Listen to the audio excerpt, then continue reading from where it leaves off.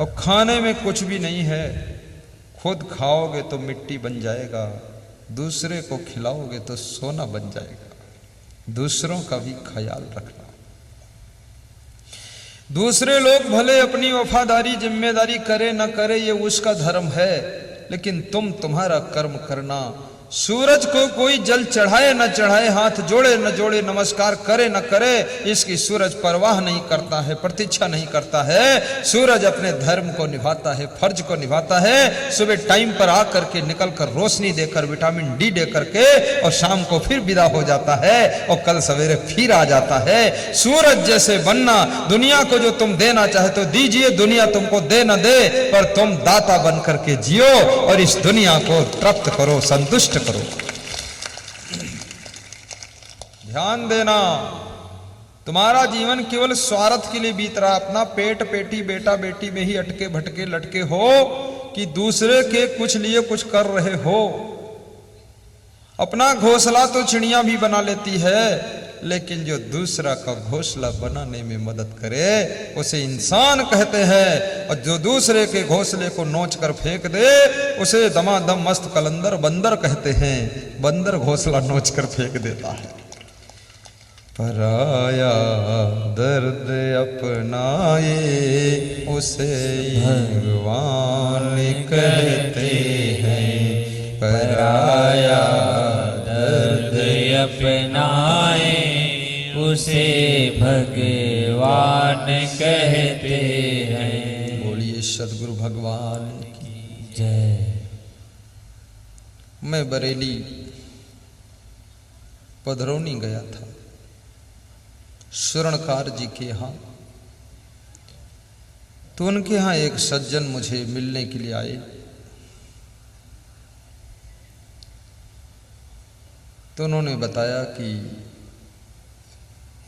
ये आपके जो भक्त हैं इनका मैं पड़ोसी हूं, और पड़ोस में मुझको इन्होंने बसाया है।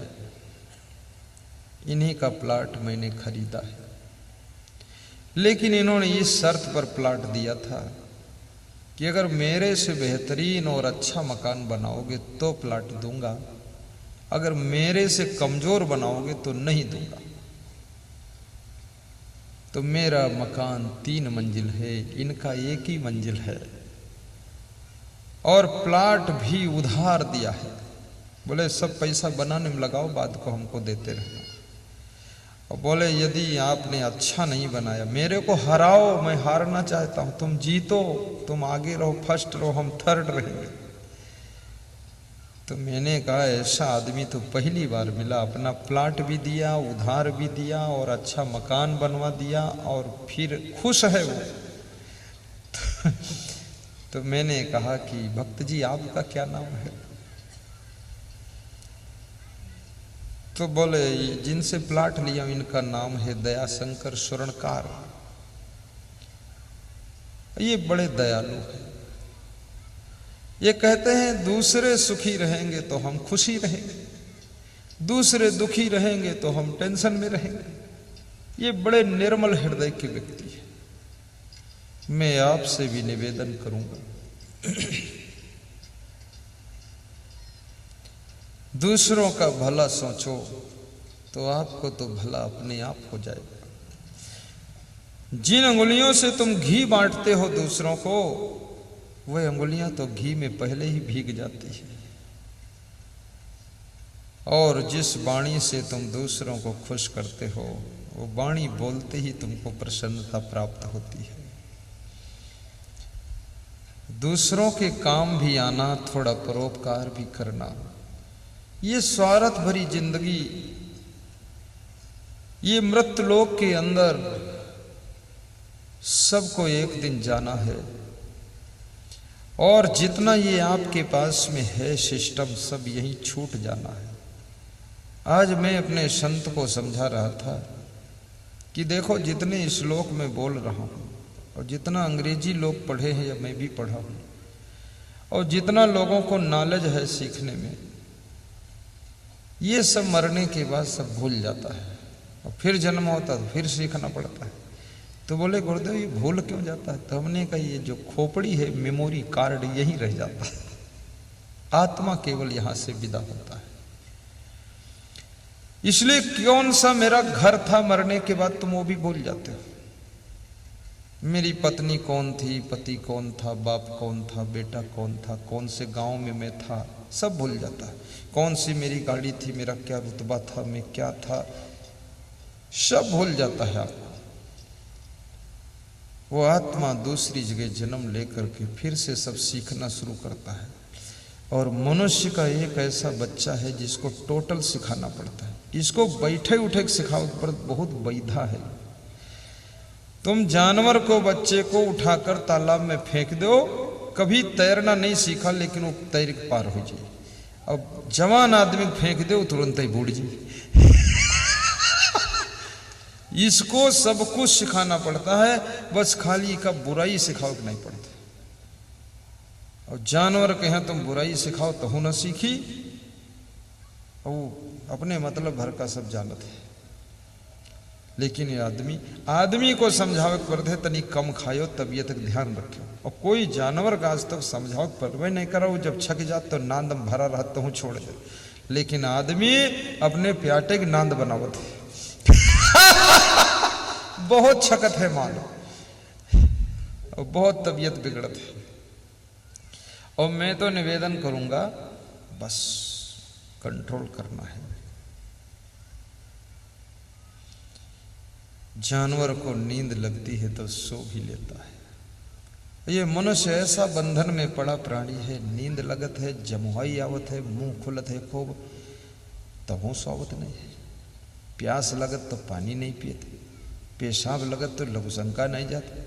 बहुत लोग लघुशंका जाए के डर से पानी नहीं पीते, कहते पीबा ही न करी तो लघुशंका ही न जाए पड़े। अतने बेकार आदमी। अब ये नहीं जाना अंदर सिस्टम बिगड़ जाए सब, ये तुम कितने आलसी आदमी। पानी पी लियो चले जाओ, माँ कौन खास बात। कोई टैक्स पर थे जब लघुशंका जो 100 रुपया टिकट कटी का, तो बहुत आलसी लोग हैं। रात में कभी उठो, बड़े स्वास्थ्य की दवा बता रहा हूं, 3 घूंट पानी पी लेना, 4 घूंट नहीं 3 घूंट रात में जब जाओ, बिल्कुल डाइजेशन आपका क्लीन रहेगा। और हाथ पांव धोए के, मुंह धोए के यदि सो, बड़ी मीठी नींद आई। हाथ पांव धोए के लोग खाना नहीं खाते, सोवे बताओ। अरे ये हाथ पांव तो खाना खाए के छोड़ो, खाना खाने के बाद नहीं हाथ मुंह धोते हैं। ऐसा ही चाट चूट ले अंगुरी और जीभ से न चाट ले, दांत वात निकल जाता का सब ठीक है।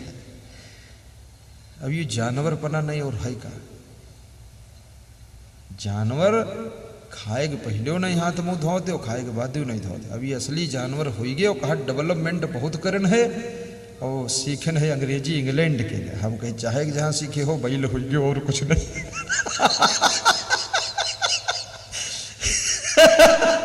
सफाई शुद्धता नहीं करते लोग, बड़े मैलुआ लोग।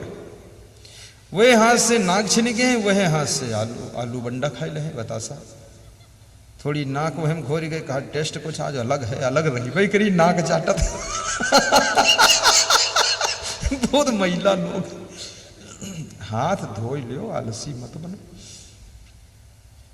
मैं एक मिनिस्टर के यहाँ गया छत्तीसगढ़ में, तो सब संत जो है जलपान करने चले गए, एक संत बचा।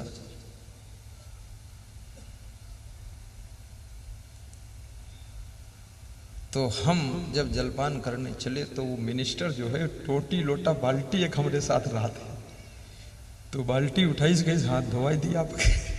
उनके नाम धोआओगे मिनिस्टर, हाँ कहीं ना यहाँ को धोवाइए, कोई साधु जलपान ले खड़ा, तो हम धुला देते हैं।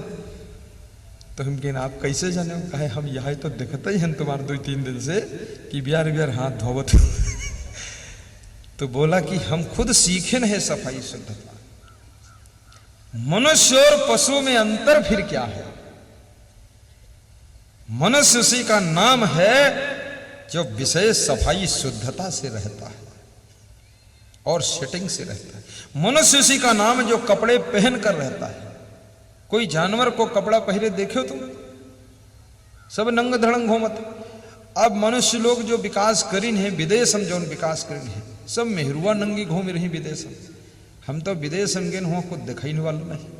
इतनी हुसड़ मेहरुआ बहुड़म सब नंग धड़ंग घूमती और उनसे बातों को करे, क्योंकि वही तो अब हो ही गई भैंसी, अब रोंद दे हैं जो तुम बात करियो समझाए ना सकत उनका। सब आदमी वैसे नंग धड़ंग घूमते, ये कौन डेवलपमेंट तो हम तो किसी किसी चर्चा भी कर देते थे सत्संग में। शुद्ध कपड़े पहनिए अच्छी तरह से। कपड़ा पहनने से कोई बुद्धि कम हो जाती है? कुछ लोग समझत जो साधु हो जा तो के फिर बुद्धि नहीं रह जाते, और जो हमें मिलत है तो उनकी बुद्धि हम सुधार दी थे कि तुमसे तुम्हारे साथ बापन से ढ्यार बुद्धि है, बस यूं है तुम्हारी तना पैंट फारे नहीं घूमी था कितने लोग पैंट फारत है, मैं 2-4 जगह हंसी से काट लेते। यह एक फैशन चला, क्या लोग है वहां अलमारी खिड़की बनावत बड़ी नाटक है लोग इनके, बहुत भ्रष्ट दिमाग है, ना जाने का करैया है, कुछ हिसाब है ये नहीं। ये सब नौटंकी से बचो। सादा जीवन उच्च विचार, सभ्यता की पोशाक हो, पवित्रता हो, प्रेम हो, करुणा हो, और स्वाध्याय कीजिए। आप विशेष आगे बढ़ना चाहते हो, बिजनेस में, राजनीति में, गांव में, समाज में, घर में, धन दौलत में, हर चीज में आगे बढ़ना चाहते हो तो आज एक फार्मूला आपको बता देता हूं। आज बताऊं कि अगले साल बताऊं? हैं? आज ही तो कहा वही आगे बढ़े हो? नहीं, बिल्कुल कहा और बढ़िया हो। चलो बता देते। बहुत सरल फार्मूला है ये। फार्मूला है कि आप धार्मिक ग्रंथों का स्वाध्याय कीजिए। रामायण है, गीता है, कबीर के दोहे हैं, बीजक है, और खूब प्रवचन सुनिए, सत्संग खूब सुनिए। इतने होशियार हो जाओगे, इतने चतुर बनोगे, इतने खिलाड़ी बनोगे कि हर खेल में बाजी मारोगे आप, बहुत खिलाड़ी हो जाओगे। बस 2 काम करना, स्वाध्याय करो और खूब प्रवचन सुनो। आगरे में मेरा सत्संग था, मैं राजनीति पर थोड़ी देर बोला, 5 मिनट। तो 25 साल से एक आदमी विधायक था, 25 साल से 5 बार चुनाव जीता। तो बोला कि आज जो सुनने को मिला, राजनीति में एक पहला अध्याय जुड़ेगा हमारे। बोले गुरुदेव राजनीति करते नहीं तो राजनीति की बात कैसे सुने? हम कन करे थोड़े हो, तो चाहलम गिर जाओ तबहन बचे के सिखावा जाता, दोसर तमाम गिरे तो दूर से जान जाओ, ऐसे गिरत लोग तो राजनीति करे की जरूरत थोड़े कि सब लोग राजनीति नहीं करें। हम जो नीति करी थी यह बहुत बड़ी नीति है। भाइयों और बहनों, सत्संग चारों दिशाओं के रास्ते खोलता है। सर्विस कैसे करना चाहिए, बिजनेस कैसे करना चाहिए, घर में कैसे रहना चाहिए। कितने लोग घर तो बहुत अच्छा बना लेते हैं पर घर में रहने का तरीका नहीं सीख पाते, फिर खटर पटर शुरू। घर तो बनाया 50 लाख का, घर तो पैसे से बन जाएगा, लेकिन घर में रहने का तरीका पैसे से भी नहीं मिलेगा। वो सत्संग सुनोगे तभी मिलेगा। और घर आपका सुंदर है फिर भी सुख नहीं मिलेगा। जब घर में रहने वाले लोग भी सुंदर होंगे और घर में रहने वाले लोग पावन होंगे, प्रेम से भरे होंगे, गम खाने वाले लोग रहते होंगे और मेहनत करने वाले लोग घर में रहते हैं, तब घर में सुख शांति का जन्म होता है। घर कितना अच्छा हो वहां शांति नहीं हो सकती है। कितने लोग कहते गांव छोड़ के शहर में घर बना लो शांति मिल जाए, शहर में और हालत खराब हो। गांव में तो खैर तुम्हारे घर में कुछ मारपीट हो पड़ोसी बचवई बाजी है, और शहर में मर गई हो कोई बचाव ही नहीं। शहर में तो पड़ोसी पड़ोसी को पहचानते ही नहीं। अपने घर का दरवाजा बंद कर ले तो अंदर ही लड़ाई झगड़ा मचावा कर, बाहर की कोई मतलब नहीं। अंदर ही जूझे जाते, बाहर वाले की जरूरत ही नहीं तो ये सब बात घर में कैसे रहो, गाड़ी तो शोरूम से मिल जाएगी, लेकिन गाड़ी चलाने का तरीका तो रोड पे सीखना पड़ेगा। भाइयों बहनों, ये जिंदगी तो माता पिता के द्वारा पूर्व संस्कारों से मिल गई है, लेकिन जिंदगी जीने का तरीका सत्संग की सड़क पर जाकर सीखना पड़ेगा, अन्यथा जिंदगी आपकी दुखों भरी हो जाएगी। तो संत कबीर कहते हैं, राम रस पीने वाले लोग कभी परवश नहीं होते। और शास्त्रों में लिखा हुआ है कि जो स्वबस है, अपने बस में है। ये मनुष्य में तो इतनी शक्ति युक्ति है कि ये सबको बस में कर लेता है। शेर को भी बस में करता है, हाथी को बस में करता, घोड़े को बस में, गधे को बस में, कुत्ते बिल्ली को बस में करता, ये दूसरे आदमी को भी बस में करता है, लेकिन खुद को बस में नहीं कर पाता है। लोग कहते हैं इनके पास वशीकरण मंत्र है, हमारे ऊपर वशीकरण डाल दे, हम इनके बस में हो गए। ये वशीकरण क्या है? वशीकरण हम दूसरों को बस में तो कर लेते हैं, लेकिन जिस रोज हम अपने मन को बस में कर पाएंगे, उस रोज घटना घटेगी। जिनका मन बस में है, जिनकी इंद्रियां बस में है, जिनका क्रोध बस में है, गुस्सा तो अंदर आ गई है लेकिन कंट्रोल में है, लोभ बस में है, लालच तो आया लेकिन कंट्रोल है, लालच को जीतना भी छोटी बात नहीं। सीता जी सोने के मृग में मोहित हुई थी तो सीता हरण हो गया था। अगर सोना में मोहित ना होती तो सीता का हरण भी ना होता। याद रखना, जब तुम कहीं मोहित हो जाते हो तब तुम्हारा अपहरण हो जाता है, शांति भंग हो जाती है, इसलिए कहीं मोहित मत होना।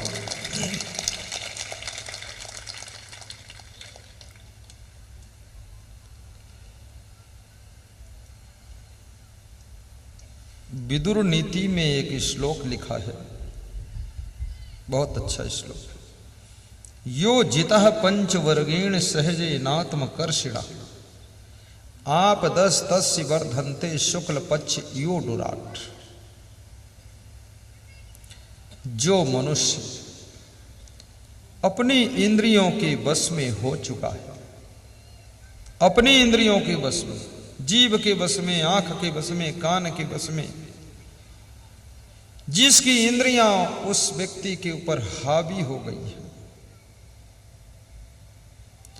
उस व्यक्ति के दुख, उसकी आपत्तियां, उसकी पीड़ा रोज रोज ऐसे बढ़ती है जैसे शुक्ल पक्ष का चंद्रमा बढ़ता है।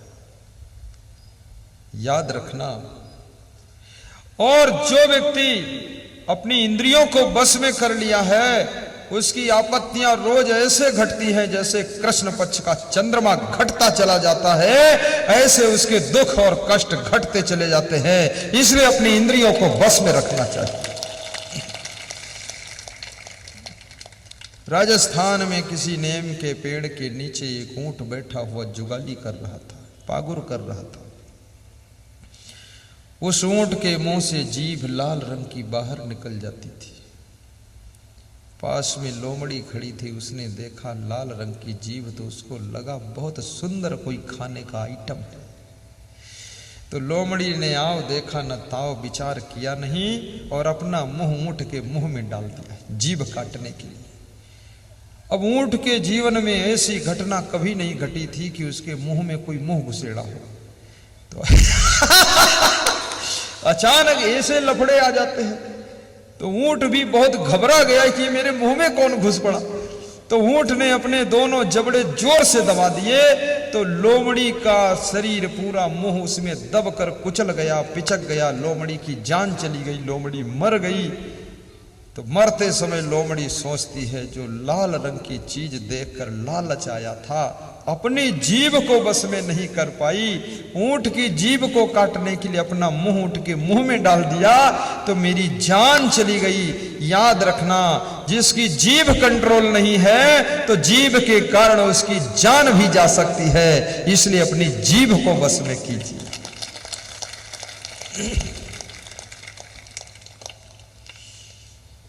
पेट की मोटर में खाने की सवारी कम भरो।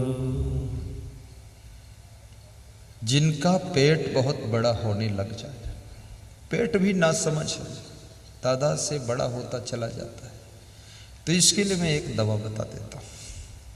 बता दूं? जिनका पेट कड़ा हो रहा, बड़ा हो रहा, कद्दू जैसा हो रहा है, उनके लिए है। फिर पेट नहीं रह जाएगा, पीठ ही पीठ रह जाएगी। बताऊं? कोई नहीं, सब चाहते हमारा पेट और बड़ा हो तो ठीक इसलिए कोई कहता ही नहीं कि बताओ। बताऊं कि ना बताऊं? हाँ तो ठीक है, पेट छोट कर दूंगा मैं बहुत अच्छी दवा है। पैसा वाली बताऊं कि फ्री वाली? अरे इतना बड़ा पेट, इतने पैसा लगाए खाए खाए बड़ा करे, फ्री में छोट करेंगे। कुछ तो पैसा खर्च करो सब लोग। बहुत बढ़िया दवा। क्या दवा है? सवेरे 1 गिलास आधा लीटर गरम गरम गरम गरम गुनगुना पानी पीजिए, और शाम को सूर्यास्त के बाद 1 गिलास गरम गरम पानी पियो, और सवेरे नींबू डायरेक्ट पियो, और शुगर ना हो तो शहद डायरेक्ट पियो, और पानी पीने के 2 घंटा बाद तक कुछ न पियो न खाओ। वो नींबू और शहद तलवार की तरह चर्बी काटेगा अंदर अंदर। 10 दिन में पेट तुम्हारा कोमल हो जाए। और यहाँ एक चूर्ण बिक रहा है, उसका नाम है मेदो हर। मैदा माने होता पेट, वो पेट को हर लेता है, पेट गायब कर देते चूर्ण लेकिन ज्यादा मत खाना, बस इतने ही खावा जाते। वो दिन खाओ जिस दिन छुट्टी हुई, क्योंकि उसमें बार बार बाथरूम जाओगे। लेकिन पेट सब निपटार दी 3 दिन में, पेट वोट सब खत्म। भूख इतनी लगी कि भस्मक रोग पैदा हो जाए। उसका नाम है मेदो हर, और एक दूसरा है उदरामृत। ये दोनों मिलकर उदर को, पेट को सब कंप्लीट कर देते हैं। बहुत बढ़िया चूर्ण है। 1 शीशी ले लोगे तो घर भर खाओ तो बच जाए चूर्ण। उसको महीने में 1 बार तो ऐसे ही खा लेना चाहिए। बहुत अच्छी चीज है। वहाँ च्यवन आयुर्वेद की है। तो भाइयों और बहनों, दूसरा पेट का तरीका, सवेरे 5 किलोमीटर पैदल खाली पेट तेज चाल में चलिए। तेज चाल में, लंबी चाल, एक तरीका, इससे आपका पेट खत्म होगा। तीसरा, चावल छोड़ दीजिए, चीनी छोड़ दीजिए, चिकना घी छोड़ दीजिए, तेल कम खाइए, और आलू बंद कर दीजिए, कद्दू बंद कर दो, और ये बैंगन बंद करो। ये बैंगन, ये बेगुन है, मैं गुन कोई है ये नहीं, बिना गुन का, इसको भी बंद करो। और आधा पेट भोजन करो, और सवेरे थोड़ा सा हो सके तो कठोर मेहनत करो। और काजू बिल्कुल बंद करो। काजू बहुत खतरनाक है। 1 काजू तो खा सकते हो, अगर खा लिया 5-6 काजू साथ, तो 1 महीना फिर मत खाना, फिर वो बैलेंस बन जाएगा। जिनका दुबला शरीर वो खा सकते हैं। और पिस्ता खा सकते हैं आप, किशमिश खा सकते हैं आप, और बिस्कुट मत खाना। बिस्कुट बहुत पेट बड़ा करता है। आलू बिल्कुल बंद, और जोर से हंसना, पेट आंत सब हिल जाना चाहिए, हृदय फेफड़ा। आजकल लोग हंसत ना है, बंदर जैसे थोड़ी खीसे काट देते बस। हाँ, ठहाका नहीं मारते। घोड़े की तरह हिन हिन हिन हिन हंसना चाहिए। हा हा हा। घोड़ा जब ये खाता है ना, चना जो भी खाता हो, और उसके बाद थोड़ी देर बाद वो हंस देते, ही कर देते, सब हजम। और तुम कभी ही करते नहीं, हजम का हो।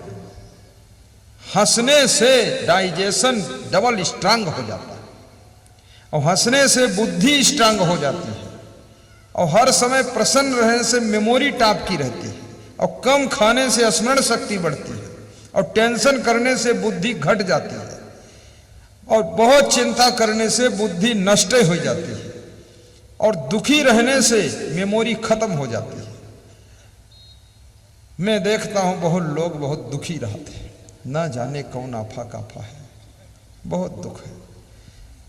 और सबसे बतावत हो मत गांव भर में हमरे बहुत दुख है। दुख है तो भोग लो, कहत गाँव में हो तो कहते भोगे भोगा नहीं जाते, तो कहे से कम हो जाई, कहे से थोड़ा हलुक हो जाए, हलुक हलुक हो कि सब बदनामी हो रही, कहत घो मत फालतू, मत कहो किसी से, कहो उसी से जो दूर कर दे खुशी से, और कहो ना किसी से नहीं करेंगे हंसी से, ये सब हंसी मजाक उड़ाई, कुछ मत कहो किसी से। दुख किससे कहना है? कहना है तो अपने गुरु महाराज से कह सकते, बाकी दुनिया में कहने वाला नहीं। लोग ताली बजा के पीछे हंसते कि अच्छा हुआ निपट गए, यहू बहुत पहले ऐठा चलते रहे, ठीक है। हाँ, कहो मत। और दुख में दुखी भी मत हो। कोई संतान ना हो तुम्हारे तो भी दुख मत मानिए। संतान से सुख किसको मिला है? कितनी माताएं बहनें उनके कोई बच्चे नहीं होते बहुत दुखी रहती, कहती हमारे कोई बच्चे नहीं। अरे तुम जिनसे कह रही हो, जिन गुरु जी से, उनके न बच्चे हैं न कोई पत्नी है, तो वही बहुत सुखी हो, तुम बच्चा लिए घूमती फालतू बोल। ही उलझन में क्यों पड़ी हो? बच्चे नहीं हैं, धर्म को अपना पुत्र मानिए, और भक्ति को अपनी पुत्री मानिए, और सत्संगियों को अपना परिवार मानिए, हंसते मुस्कुराते जीवन बिताइए।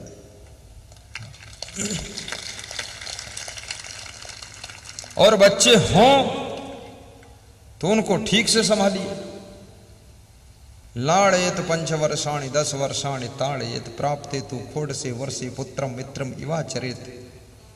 लाड़ेत बहवो दोषा ताड़ेत बहवो गुण तस्मात् पुत्रस्य शिष्यस्य ताड़ेन न तु लालेत।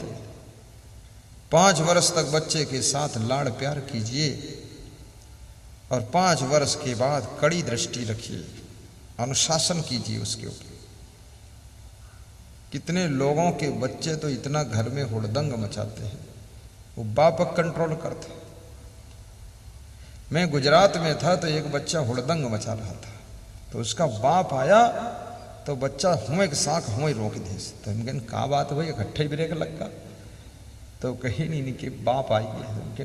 बाप उतना खतरनाक, कहीं कोई साख लेता ही नहीं। तो जब तक उसका बाप रहा बिल्कुल साइलेंट घर में, तो जब बाप घर से सर्विस समझा रहा था, तो हम कहें रुको, हम हूँ तुम्हारे साथ में चली हुआ कहूँ बीरवन तेरे बैठ रही नहीं है घर में, तो हुड़दंग बचत है। कहें तुम गुरु जी हुआ कहाँ बैठी हो 8 घंटा तक? हम कहें हम घर में बैठब ही न करीब कोई के लिए। तो वह एक साइकिल में कमंडल टांगे न, वो एक साथ ही साथ गए न, और 8 घंटा हुई बहरे बैठ रहे, ध्यान लगाएगा। क्योंकि दूसरे का हुड़दंग में अपन खोपड़ी खराब करो फालतू। शांति संत को चाहिए। और ज्यादा शोर गुल में रहने वाले लोग, हल्लम गुल्लम घल्लम में रहने वाले लोग, इनकी बुद्धि का स्मरण खत्म हो जाता है और इनका दिमाग सब किचकिचा हो जाता है। याद रखना, इसलिए घर में थोड़ा शांति होनी चाहिए, डिसिप्लिन होना चाहिए, अनुशासन होना चाहिए। मेहनत करने वाला घर, मेहनत करने वाला व्यक्ति, मेहनत करने वाला साधु, मेहनत करने वाले अफसर जहां रहते हैं वहां चमत्कार रहता है। भाइयों बहनों, परिश्रम कीजिए। परिश्रम विकास की चाबी है। और सवेरे सलाद बनाकर खाइए। हमारे हिंदुस्तान में एक सबसे बड़ी समस्या का जन्म हो चुका है, काम न करना बड़प्पन माना जा रहा है। जो काम न करे तो कह दी बड़ा आदमी, और मैं तो कहता हूं बड़ा निकम्मा आदमी, कहे बड़ा। जिंदा जब तक हो हर व्यक्ति को जिम्मेदारी लेना चाहिए, चाहे बूढ़ा हो चाहे बच्चा हो। विकास आपका होगा, विकास कोई दूसरा थोड़े आपका कर देगा। सब लोग जिम्मेदारियां लीजिए। मेहनत करना बहुत जरूरी है। संत को भी परिश्रम करना चाहिए और गृहस्थ को भी मेहनत करना चाहिए, क्योंकि याद रखना, जहां परिश्रम करने वाले लोग नहीं होते, आलसी लोग होते हैं, वहां 1 नंबर पर गरीबी का प्रवेश हो जाता है, दरिद्र का प्रवेश होता है। और जहां पर लोग गम नहीं खाते हैं, सहनशीलता नहीं रखते हैं, फिजूल खर्ची करते हैं, फालतू टाइम पास करते हैं, वहां पर दरिद्र आकर के अड्डा जमा लेता है। और जिस घर के लोग हर कदम संभल संभल करके रखते हैं, आपस में प्रेम, समता, सहानुभूति रखते हैं, एक दूसरे का ख्याल रखते हैं और गम भी खा लेते हैं और मेहनत सबसे ज्यादा करते हैं और कुछ नहीं मिलता तो भी खुश रहते हैं, ऐसे घर में लक्ष्मी की कृपा बरसती रहती है, वहां कभी दरिद्र नहीं आता।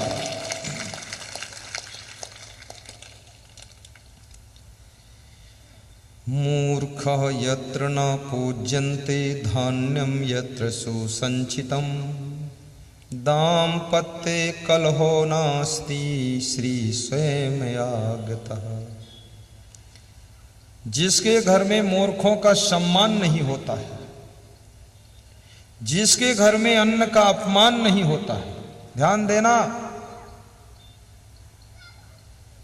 मूर्खों का सम्मान नहीं, अन्न का अपमान नहीं, और पति पत्नी में लड़ाई झगड़ा नहीं होता है, लक्ष्मी ऐसे घरों को ढूंढ कर जाती है और वहीं सदा निवास करती है। ऐसा चाणक्य नीति में लिखा है।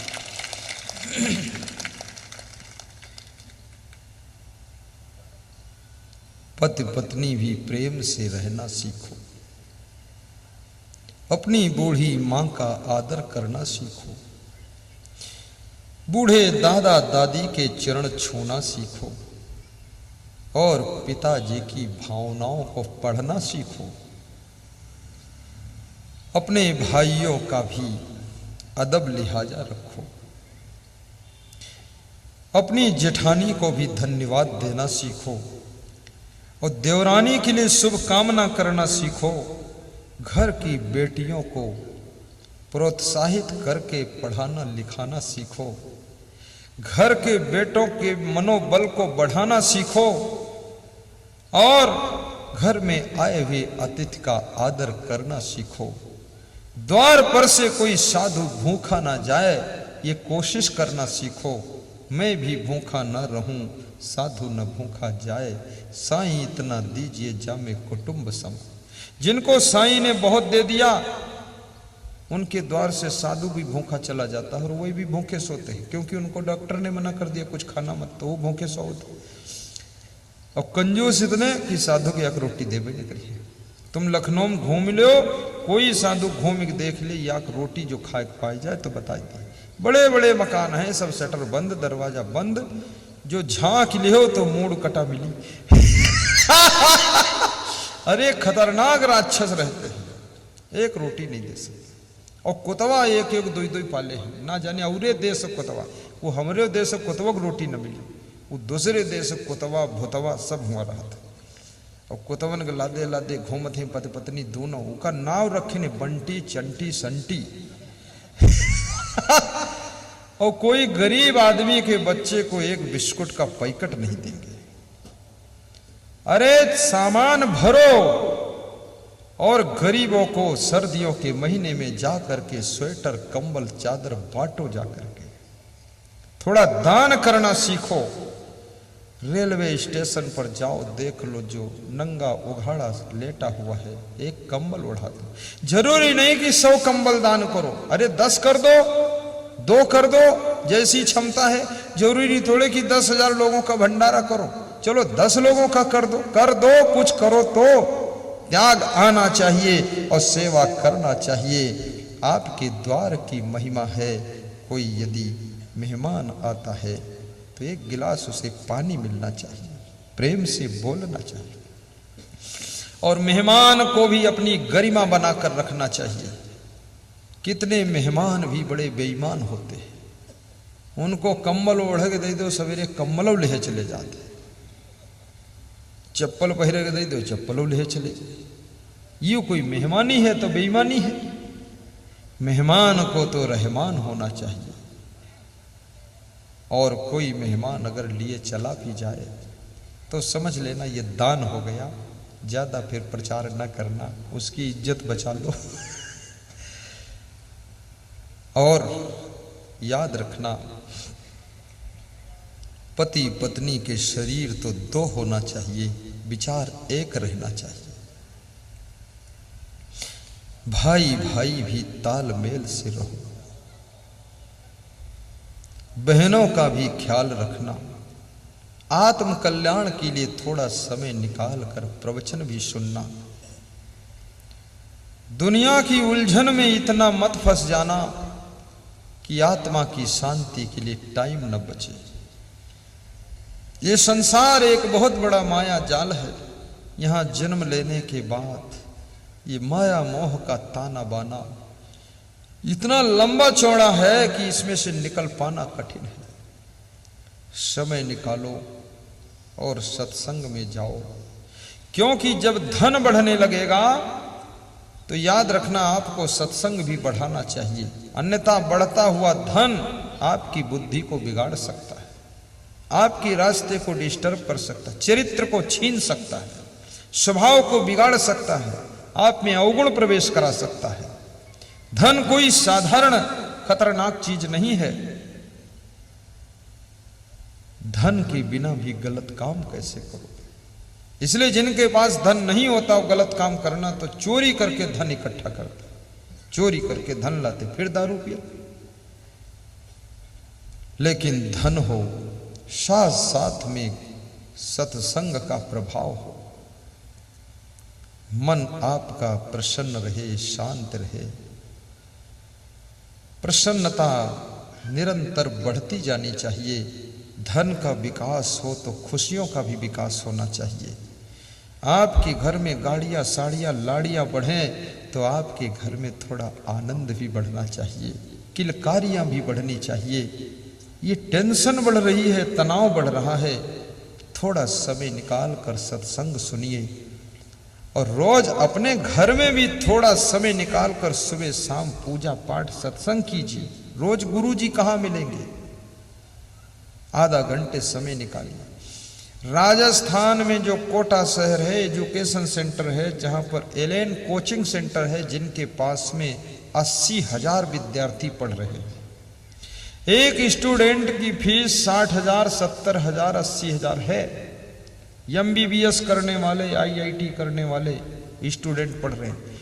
उसके मालिक गोविंद माहेश्वरी मेरे आश्रम कोटा में आए, कोटा में भी मेरा आश्रम है। तो उन्होंने कहा मैं एक भजन सुनाना चाहता हूँ। मैंने कहा सुनाइए। तो कमरे में बैठ के ताली बजा के सुना रहे थे कीर्तन कि बस प्रेम मेरा भरपूर रहे गुरुदेव आपके चरणों में। हमने कहा महेश्वरी आप तो बहुत बड़े आदमी हो। बोले बड़े नहीं गुरुदेव, इसी कोटा में साइकिल से 10 साल चला हूं, आज इस कोटा का 1 नंबर का आदमी हूं। 80,000 विद्यार्थी पढ़ रहा है, हजारों कमरे बने हुए हैं हमारे स्कूलों में, और इतने टीचर हैं। एक एक टीचर का वेतन 60,000, 70,000, 80,000 है। हर टीचर मेरा कार से आता है, कोई मोटरसाइकिल से नहीं आता है, और हर वर्ष वेतन बढ़ाता जा रहा हूँ। छटा हुआ टीचर है, क्वालिटी वाला टीचर है। ऐसा टीचर थोड़े है कि जो जानवर के लीचर है, लचपचहा आदमी नहीं, बिल्कुल टॉप क्वालिटी का ढूंढता हूँ, इंडिया से लाता हूँ ढूंढ के। तो इसलिए मैं आपसे कहता हूँ टीचर बनो तो भी क्वालिटी अपने अंदर पैदा करो। आपको खींच ले जाएगा, कोई बहुत बड़ी जगह ले जाएगा। और डॉक्टर बनो तो भी क्वालिटी वाले डॉक्टर बनो, और राजनेता बनो तो भी क्वालिटी आप में होनी चाहिए। आपको एक सरपंच पद से खींचकर मुख्यमंत्री बना दिया जाएगा। इसलिए मैं निवेदन करूंगा, आप राजनीति करो तो भी सत्संग से जुड़िए, अन्यथा राजनीति भी लोगों को भटका। इसलिए लोग राजनीति की निंदा कर देखा दी, बड़ी गंदी चीज है। राजनीति गंदी नहीं है, उसमें जाकर लोग गंदगी फैलाते हैं। राजनीति में अगर अच्छे लोग नहीं आएंगे तो हमारे देश का उद्धार सुधार कैसे होगा। इसलिए मैं सबको आमंत्रित करता हूं कि जो अच्छे लोग हैं, बुद्धिमान लोग हैं, चरित्रवान लोग हैं, कृपया राजनीति की मंदिर में प्रवेश कीजिए और हमारे देश की सेवा के लिए अपना जीवन दान दीजिए और देश को आगे बढ़ा दीजिए। आज के प्रवचन में आपका मन राम का रसिक बने। राम का रसिक बनने का अर्थ है कि जैसे राम अपने भाइयों से प्रेम करते थे, ऐसे तुम्हारा प्रेम भी तुम्हारे भाइयों से हो। जैसे राम भरत के लिए राज्य छोड़कर वनवास चले गए थे, अपने भाई के लिए 2-4 फुट जगह छोड़ना पड़े तो छोड़ देना, लेकिन लड़ाई न करना। कभी भरत बन करके अपने भाई के सिंहासन पर न बैठना, उसका त्याग करना, भाई के पद चिन्हों पर चलना। कभी शत्रुघ्न बन करके अपने घर में मौन साध करके शांति स्थापित करना। कभी लक्ष्मण बन करके भाई की सेवा करना, और कभी सीता बन करके अपने पति के पीछे पीछे भी चलना सीख लेना। कभी कौशल्या का रूप लेकर के राम जैसी संतान को जन्म देना, और कभी राम बन करके विश्वामित्र जैसे संतों की सेवा करना, राक्षसी प्रवृत्तियों को समाप्त करना। आपका घर घर नहीं मंदिर की तरह होना चाहिए, और घर में शांति स्थापित कीजिए। आत्मा को पहचानिए, तुम अजर अमर अविनाशी आत्मा हो। तुम शरीर नहीं हो, यहां परमानेंट रहने के लिए नहीं आए हो, थोड़े दिन के लिए तुमको टाइम दिया गया है। 10 साल, 20 साल, 100 साल, 50 साल आपको अपना रोल दिखाना है, आपको अपनी एक्टिंग करना है। यहाँ पर ये संसार के मंच पर आपको अपनी कलाकारी दिखाना है। याद रखना, इस टाइम को पास मत करना, समय को बर्बाद न करना, समय के महत्व को समझ लेना। मेरे प्यारे भाइयों बहनों, यदि तुम किसी के पति हो तो टॉप नंबर के पति बनकर दिखाना। यदि तुम किसी की पत्नी हो तो ऐसी पत्नी बनना कि अपने पति की चिंता और टेंशन को कम करना। यदि तुम किसी के गुरु हो तो अपने शिष्यों को ठीक से ज्ञान देना। यदि तुम शिष्य हो तो गुरु के लक्ष्यों को पूरा करने के लिए परम सेवा करना। और यदि तुम किसी के पिता और माता हो तो अपने बाल बच्चों की रक्षा कवच कुंडल बन करके करना, और शिक्षा संस्कार की संपत्ति उनको देना, ताकि आपके बच्चे राम लक्ष्मण भरत शत्रुघ्न की तरह महान बन सकें। और सत्संग से उनको जोड़ देना, ताकि उनकी जिंदगी बिगड़ने ना पाए।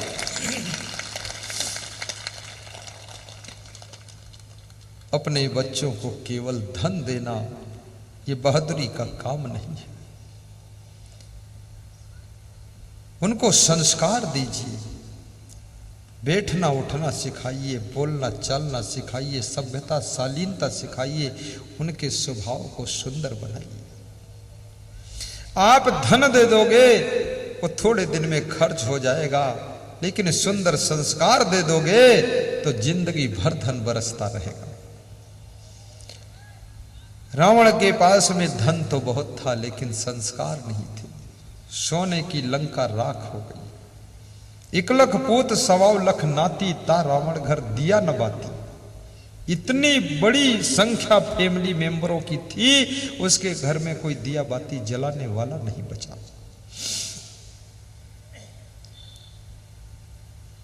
आपका मन सत्संग से सदैव जुड़ा रहे, आपका कल्याण हो। और मेरा जीवन भी आपकी सेवा के लिए ही है। सद्गुरु हमारा जीवन परमार्थ के लिए हो, और गुरुवर हमारा जीवन कल्याण के लिए हो। मांस, मछली, अंडा, नशा, शराब से अपने को बचाना, इन बुराइयों से, इन आदतों से दूर हटना, ये राक्षसी प्रवृत्तियां हैं। सरल स्वभाव न मन कुटिलाई, ऐसा सुंदर स्वभाव बनाना। आपका घर मंगल भवन हो, ऐसी मैं शुभकामना करता हूँ।